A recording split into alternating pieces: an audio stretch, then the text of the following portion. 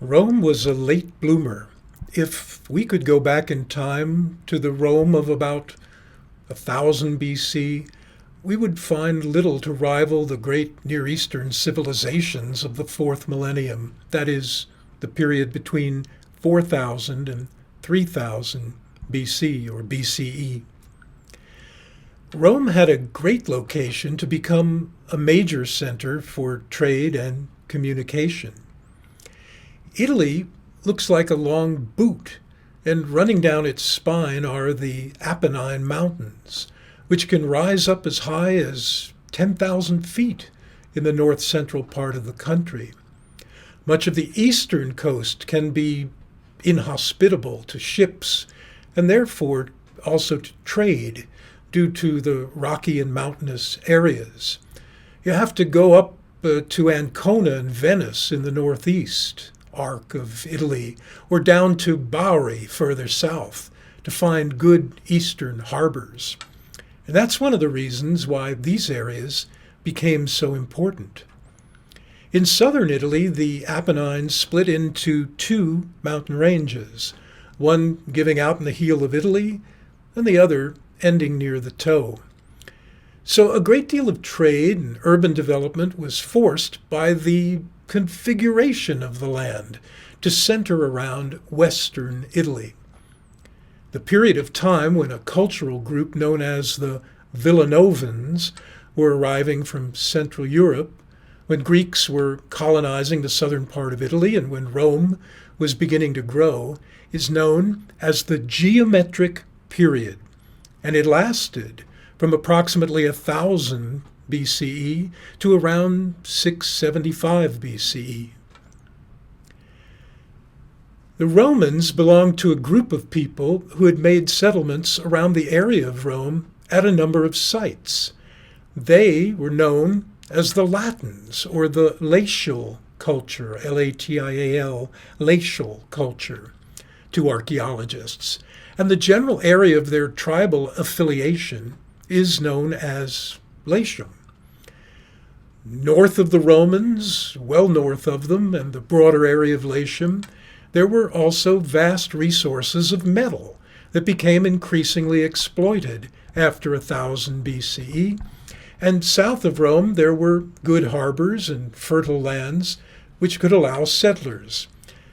This southern area, including Sicily, became increasingly settled by Greeks who were emigrating from their native lands for a variety of reasons: warfare, famines, trade, or just high adventure. The southern part of Italy eventually became referred to as Greater Greece, what they called Magna Graecia.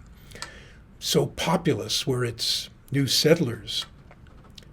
Now, north of Rome, there were settlers coming down from Central Europe to find fertile lands and to exploit the metal resources of those sites in northwestern Tuscany. Some of these groups cremated their dead and buried them in ash urns, giving rise to the name urnfield cultures. One such group, we mentioned briefly, was called the Villanovans, so named from their type site Villanova, which was discovered by the archaeologist Pericles Ducati. The urns that contained the ashes of the deceased are known as Biconical urns because they look like two ice cream cones that you'd place against one another. They were made of a ceramic ware that was kind of rough to the touch and was handmade by what we call the coiling technique, very simple technique of wrapping coils of ceramic around in a circle and piling them on top of one another and then smoothing them into a pot shape. The pot was then fired in a reducing atmosphere with limited exposure to oxygen, to the air, and so usually emerged from the kiln black in color. And this pottery has come to be known as Impasto ware. Since these Villanovans, as they've become known, had moved into northern Italy seeking the available iron, copper, and tin of northwestern Tuscany, they became known for the precision and delicacy of their metalwork, of which much can be found in locations such as the National Archaeological Museums of Bologna or Florence.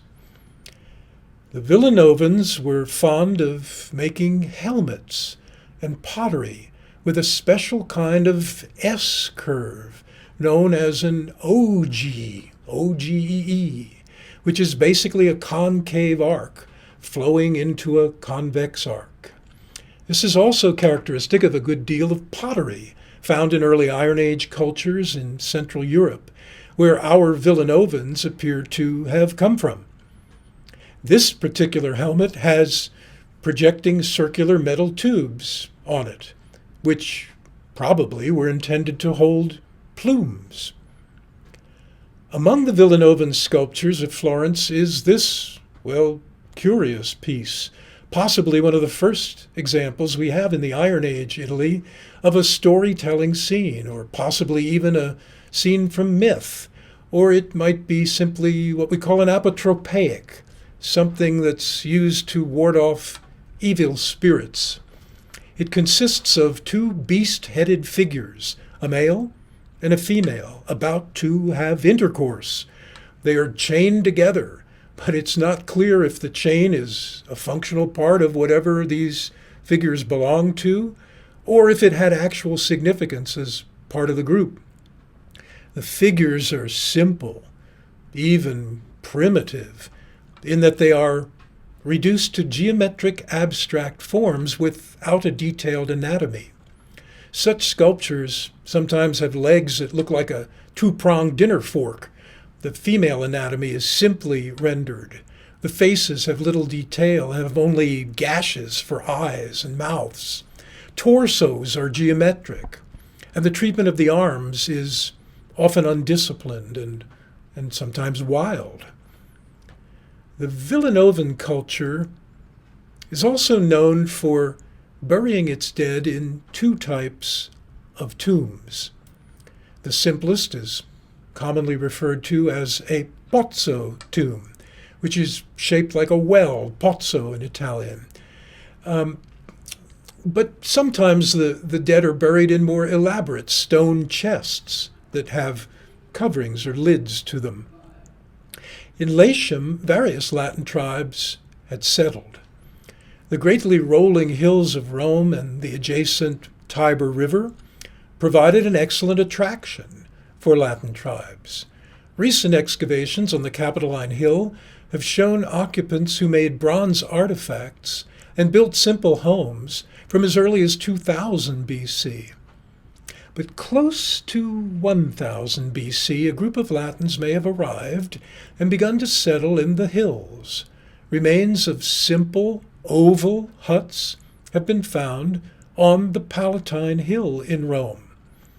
And these huts were actually venerated by later Romans as the home of their alleged founder, Romulus. This culture, which usually cremated their dead instead of burying them intact, often interred the ashes in little houses, similar in appearance to the ones in which they lived.